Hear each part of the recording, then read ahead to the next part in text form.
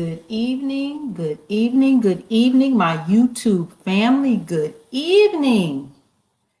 Today is Monday, February the 15th, the day after Valentine's. I hope you all had a wonderful weekend as best we can in this COVID season. I am Tamara Johnson Sheely, and of course, we are keeping up with Congress, y'all. Please hit the like button, please share, please subscribe if you haven't, hit that notification button, y'all. We got to keep our eyes on Congress. There's a lot happening, a lot to stay abreast of, and we absolutely cannot be rocked back to sleep in this Biden administration. We are holding our elected officials accountable. We are, of course, looking for opportunities. Where's the money? Who is it going to? How do we get some of it, y'all? We are keeping up with Congress, y'all. They don't expect us to do this, but this is where we are. We are too woke to go back to sleep. We just too woke for that. So let me share my screen, which I've already done. You know, as usual, this is brought to you by Withhold the Vote, where we hold elected officials and candidates accountable. And we are harnessing our political power. No more do we go to the polls and just show up and give this vote away for free. Absolutely not. We will be holding them accountable every step of the way. And if they don't do what we need them to do, what we're going to do? We definitely not going to vote them back in office, right? Again, if you haven't gone to the website, please go to the website, join us, support our efforts, withholdthevote.org. We have a Cash App now. Make it real simple. Withhold the vote. Just go to Cash App, withhold the vote. Please support what we're doing. This is the next step. So let's get this party started. Let's see what is going on in the news. You know, I always have to keep up with reparations information.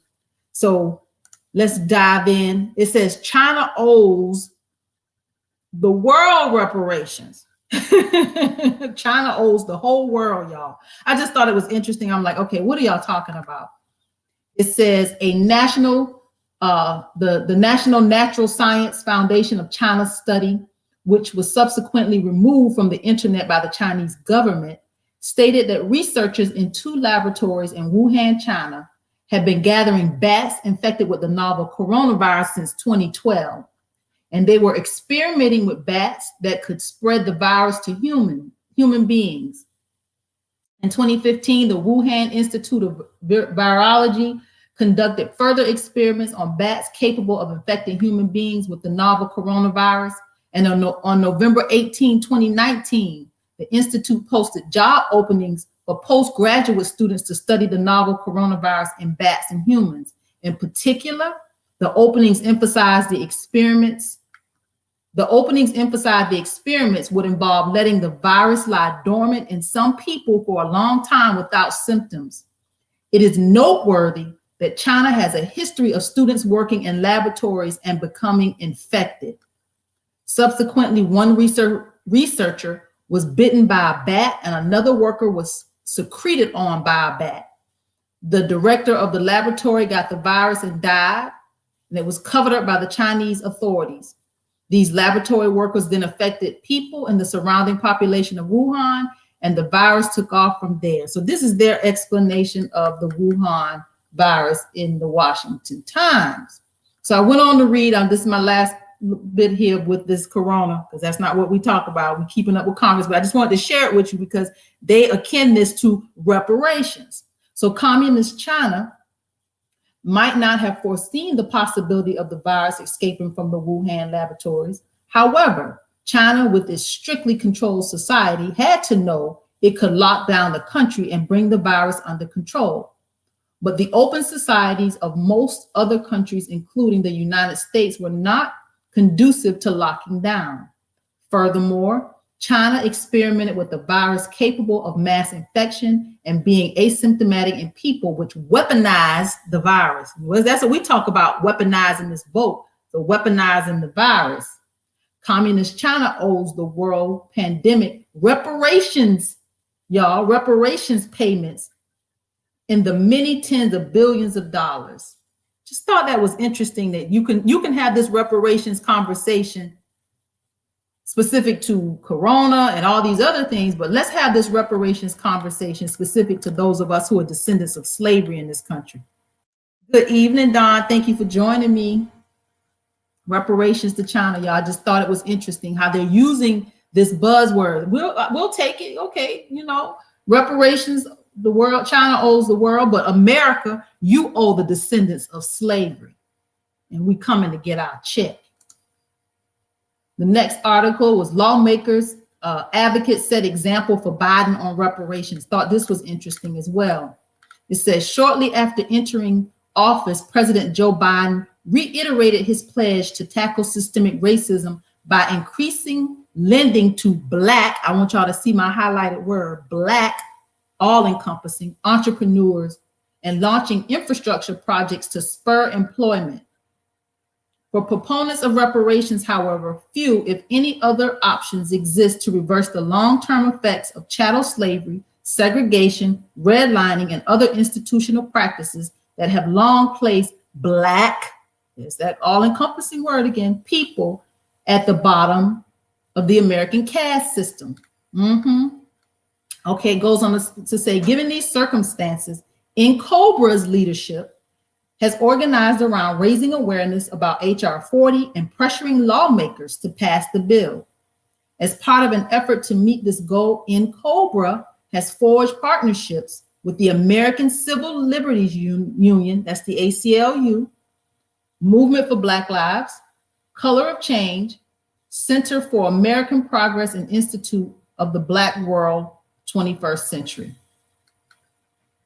Here it goes again. There are 230 years worth of wealth gaps between Blacks and whites. But we got to be real clear, y'all, about who is owed this reparations. It goes on to say, a study published in the Review of Black Political Economy in 2020 estimated that reparations for chattel slavery and other injustices committed against African Americans will cost more than $12 trillion. Goes on to talk about just blocks away from the White House, the DC Council has also been at work to redress the wrongs done against enslaved Africans and their descendants living in the nation's capital. Okay, they're getting it right in this part. Enslaved Africans and their descendants. Okay, we catching up. Earlier this year, DC's council member Kenyon McDuffie, Ward 5, introduced the Reparations Foundation Fund and Task Force Establishment Act of 2021. If passed, this legislation, which goes a step further than a version introduced during the previous council session, will launch a reparations task force, establish a reparations fund, and require the commissioner of the DC Department of Insurance, Securities, and Banking to establish a database revealing insurance policies that provided coverage for injured or deceased enslaved people. They're getting down to it, y'all. While McDuffie remained confident that the Biden administration would do its part to advance racial equity on the federal level, he said that the DC Council must set the pace locally for such a mission. Here's something I didn't know, y'all, how long President Joe Biden has actually been in Congress and in politics. It says President Joe Biden was sworn in as a senator in 1973. Y'all, I was one. I was 1 year old in 1973 when he was sworn in as a senator. I knew it had been quite a number of years, but 47 years? Thousands of Black residents have been placed over the decades, and the racial wealth gap, thousands of Black residents have been displaced over the decades, and the racial wealth gap has only worsened. So it's my hope that this administration will continue its efforts so that 20 years from now, we can all be proud that one's race and zip code will no longer predict their success in Washington, D.C. Thought this was a pretty good article. Started out very rocky with all these encompassing words, but they got down to the nitty-gritty at the end of it. All right, just as a reminder, be mindful that on this Wednesday, y'all, I'm gonna say this every day. I'm gonna say it today. I'm gonna say it tomorrow. Because Wednesday morning, 10 o'clock a.m., the House Judiciary Subcommittee on Constitution, Civil Rights, and Civil Liberties, HR 40 hearing, y'all, 10 o'clock a.m. Make sure you lock it in. Go to the congress.gov website, get an alert if you need it, but make sure you are here in the place and spread the word. We are all eyes, all ears. We're watching this hearing on this coming Wednesday, y'all. This was something I thought was interesting. Then we'll get right into the bills. But Aunt Jemima is no more. The pancake brand renamed Pearl Milling Company. So if y'all like Aunt Jemima like I do, make sure you know that it has been named. PepsiCo Incorporated, the parent company of Quaker Oats, announced its rebranding Aunt Jemima, the popular pancake and syrup brand, retiring the racist stereotype used for the product's image. Remember, she used to have a headscarf on, and they made her like more modern. They gave her a different, different twist and made her look, more up to date. But they didn't get rid of the name. But it said the PepsiCo will replace Aunt Jemima with the Pearl Milling Company in June, one full year after the company first announced plans to do away with the Aunt Jemima brand. So here's some interesting history. Aunt Jemima originated as a song of field slaves that was later performed at minstrel shows. The original Aunt Jemima character was portrayed by Nancy Green, who was born into slavery. Quaker Oats paid Green to travel and promote Aunt Jemima products in costume. I hope they paid her family well, y'all. Just thought it was some interesting history. All right, let's keep our eyes on Congress, y'all. Let's see what's going on. Senate Bill 151 is a bill to provide for an emergency increase in federal funding in state Medicaid programs for expenditures on home and community-based services. A lot of our states, y'all, have not expanded Medicaid. My state here in Georgia, we're one of them. This is introduced by Senator Robert Casey, Democrat out of Pennsylvania. It's a bill to provide for an emergency increase in federal funding to state Medicaid programs. In this COVID season, healthcare is, Medicaid for all, y'all. Medicaid for all. Senate Bill 152 is a bill to allow states to approve the use of diagnostic tests during a public health emergency. This is Senator Ted Cruz. Y'all know who he is, Republican out of Texas. What is a diagnostic test during a public health emergency? What are you talking about, Ted Cruz? This is where I tell you some of this language is so vague. We just don't know what they're talking about. So we have to dive in and we have to do the research. This is what we do behind the scenes. This is how we keep up with Congress. Senate Bill 152, everybody. Senate Bill 153 is a bill to amend the Internal Revenue Code of 1986 to expand and improve health savings account. Y'all, Medicaid for all. Health savings accounts. I mean, we're trying to just survive right now. Medicaid for all. Ted Cruz, Republican out of Texas. Senate Bill 153. Senate Bill 154 is a bill to amend the Federal Food and Drug and Cosmetic Act to provide for reciprocal marketing approval of certain drugs, biological products, and devices that are authorized to be lawfully marketed abroad. And I thought this was interesting, the FDA reciprocal marketing approval. So that means if we getting drugs from China and we send drugs to China, like that should reciprocate where you send just as many as we send. Is that what you're trying to say? Senator Ted Cruz, Republican out of Texas. What does this mean? Reciprocal marketing approval of certain drugs, biological products, and devices that are authorized to be lawfully marketed abroad. Senate Bill 154. Senate Bill 155 is a bill to permit a licensed healthcare provider to provide healthcare services to individuals in one or more states in which the provider is not licensed. So yeah, you know, now that we're in this new digital virtual world, you know, people are all over the country and, you know, they have patients. So I looked this up. Cross-state licensing. The introduction of technology-enabled healthcare over secure high-speed broadband connections has made it possible for consultations to occur over distances. While this can contribute significantly to improving access to care, professionally licensed providers in most cases are limited to practicing in the states or states where they are licensed. So there's a barrier there. Senator Ted Cruz wants to address that with a licensed healthcare provider being able to provide services outside of their state that they're actually licensed in. So that's Senate Bill 155. Senate Bill 156 is a bill to permit re-enrollment and establishment by retiree beneficiaries of monthly enrollment fee payments for the TRICARE Select. Y'all, I didn't know what the TRICARE Select was. I definitely had to look that up. Hey, family, good evening. Good evening, Miss Battle. Good evening, Lady K. Good evening. Senate Bill 156, TRICARE Select. So I looked it up. A TRICARE Select is a fee for service insurance plan that lets you see any doctor. This plan is available for family members, veterans, and retirees. This is for our military. So this is their own healthcare service. I didn't know what it was. Now we do. I told you, this is where we have to keep up with Congress, and I'm learning too.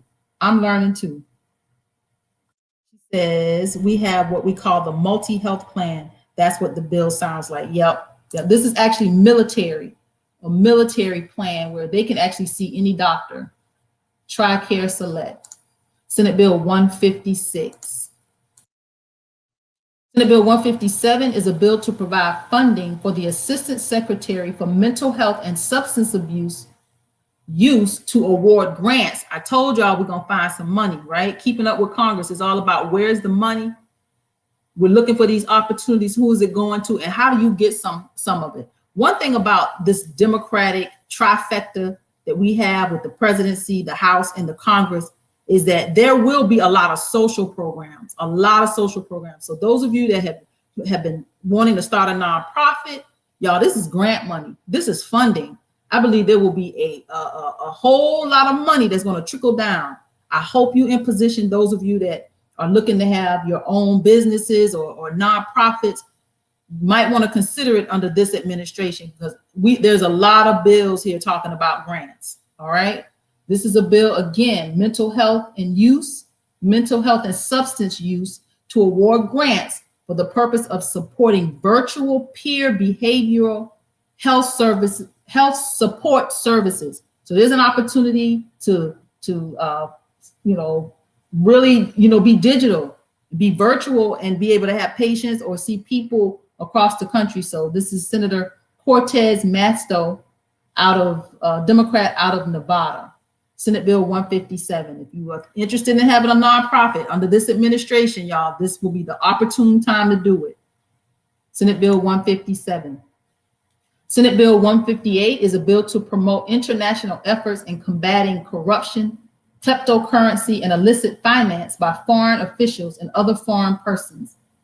This is Senator Cardin out of Maryland, y'all. I want us to get used to hearing these names, seeing these names, and knowing who these people are. So you may not, of course, remember all the bills, but we're going to get used to seeing these names and knowing who they are. Remember, it's 435 House members, 100 senators. So that's 535 congressional members that, we don't know who these people are, but let's get in the habit of hearing their names, knowing what states, so we can kind of point to them and like I say, hold them accountable. Senate Bill 158. Senate Bill 159 is a bill to require additional disclosures relating to donations to the Presidential Inauguration Committee. When I looked at this one, I'm like, well, who introduced this? Senator Cortez Masto, Democrat out of Nevada. Okay, Democrat out of Nevada, you worrying about donations to the Presidential Inauguration Committee. What did Donald Trump do? Y'all still chasing Trump. That's what I see. Y'all still chasing Trump. He must have found some loophole or something for this Democrat out of Nevada to be worrying about the presidential inaugural committee. Yeah. Chasing Trump, y'all. Senate Bill 159. Senate Bill 160 is a bill to require the administrator of the Small Business Administration to establish an innovation voucher grant program. Innovation voucher grant program. That's this new stuff that we're doing now. You know, like I said, get in position. If you don't have a nonprofit, it is the opportune time to start one, be a part of one, find your place in here, because these monies are about to be flowing. Lots of bills about grants.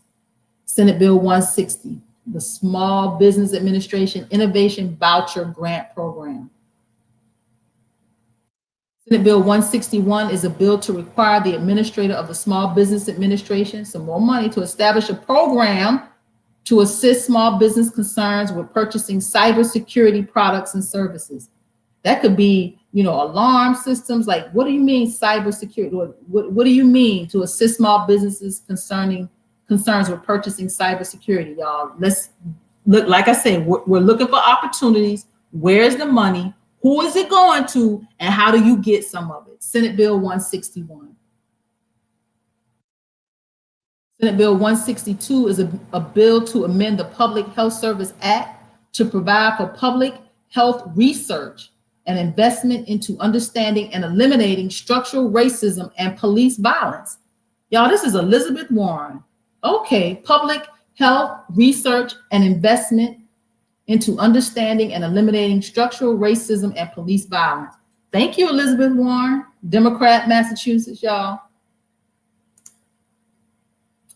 Well, I wanted to look up the Public Health Act. It is to protect and promote public health, control the risk of public health, and promote the control of infectious diseases, y'all. So the Public Health Act.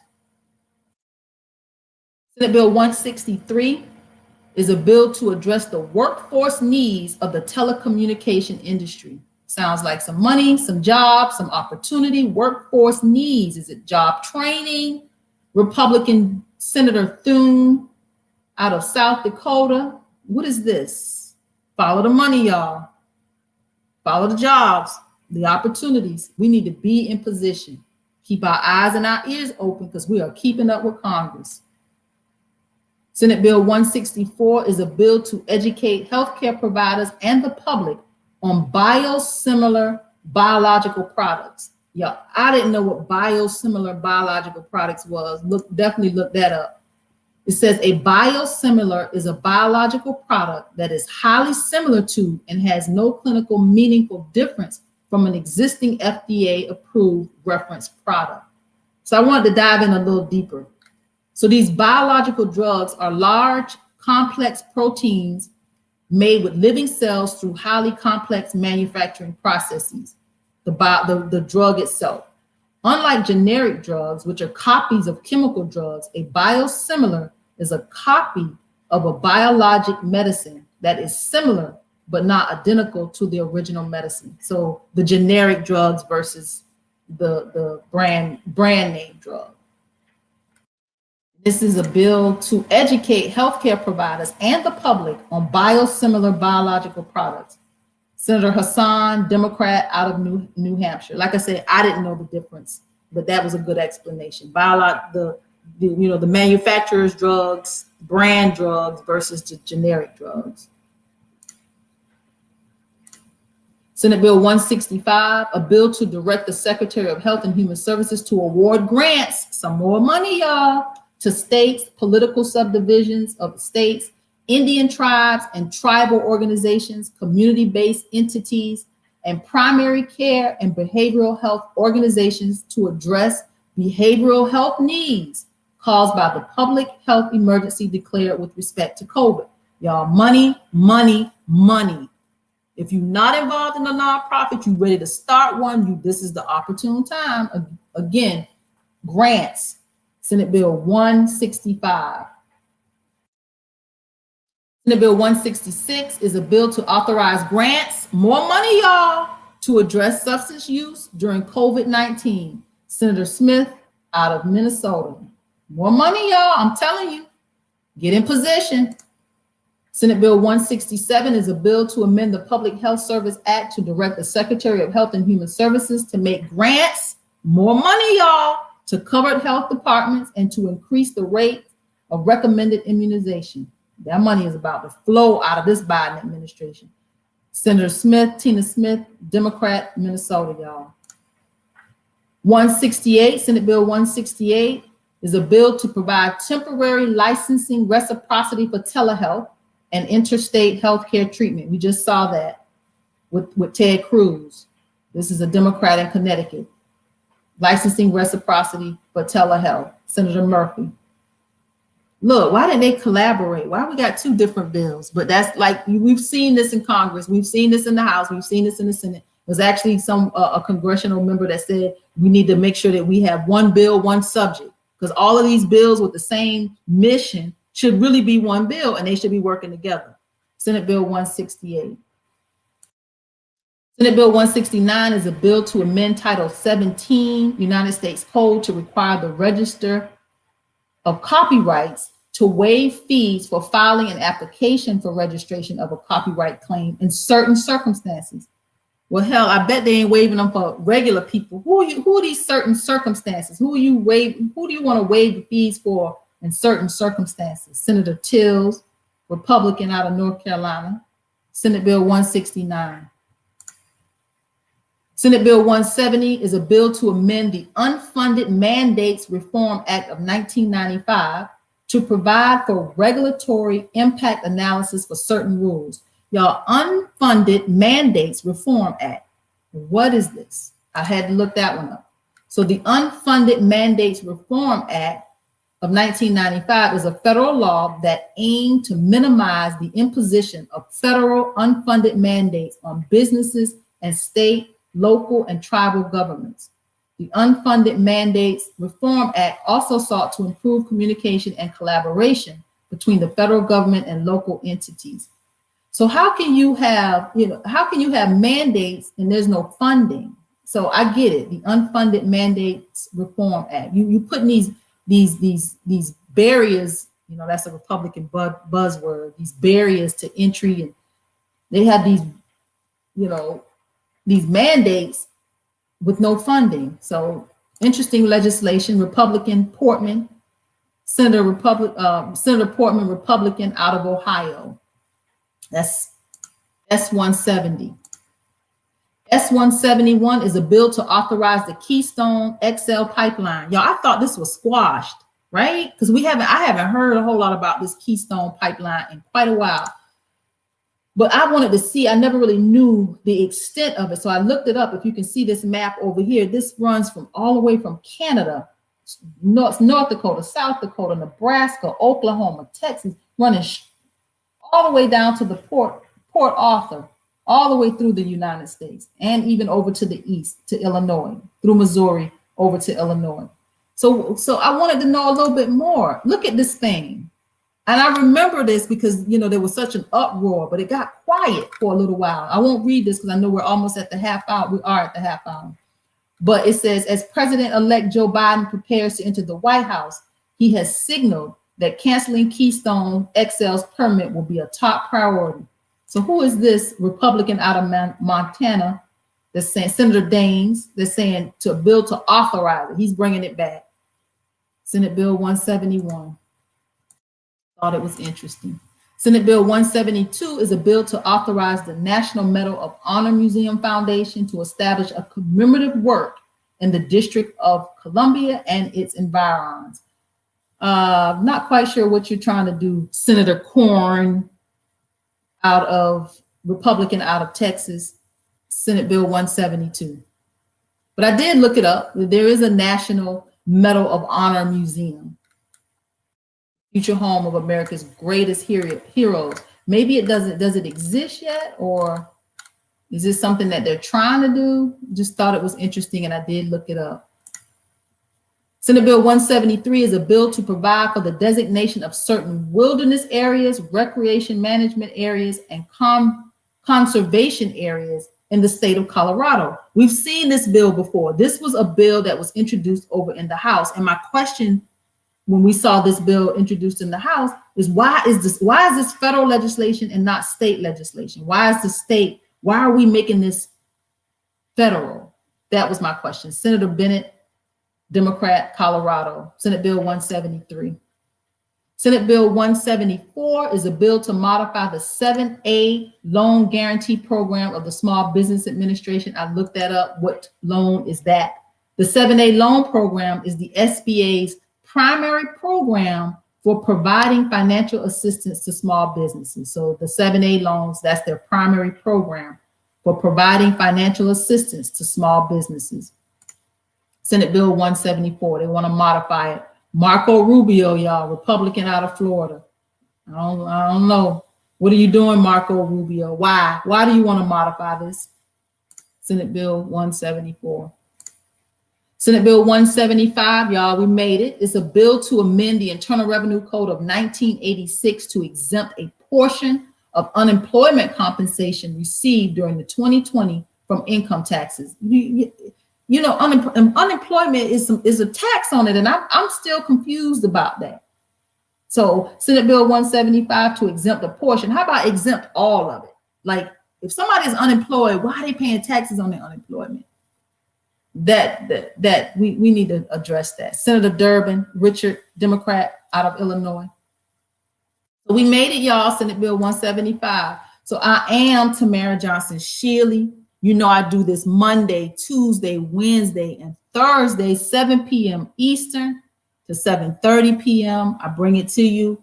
I go through these bills. We're trying to figure it out. We are keeping up with Congress. He asked a question. He says, where are the federal... Uh-oh, y'all, I heard something fall in my house. That was a little scary. Where are the federal grants? There will be requests for proposals, RFPs listed in the Federal Register. So yeah, where are the federal grants? Yes, so we got to pay attention, y'all. So again, I am Tamara Johnson Shealy. Thank you for joining me tonight. Please share. Please spread the word about Withhold the Vote. Please join, support the movement. This is nothing scary. We're holding our candidates and our elected officials accountable to try to make you think that this is about not voting. This has nothing to do with not voting. This has everything to do with being strategic. This is holding them accountable. This is weaponizing that vote. It is not a gift. It ain't free. So we've taken this, you know, we've taken this political game to a whole nother level. We're harnessing our political power. So again, I am Tamara Johnson Shealy. Let's hold these elected officials accountable. We voted them in, and hell, if they don't do what we need them to do, we're going to vote them out, and we're going to stay on them, and we're going to continue to pay attention. Please go to the website, join, support, be a part of this movement. Help us, y'all. I will see you tomorrow night right here on Keeping Up with Congress at 7 p.m. Eastern. Have a good night, everybody.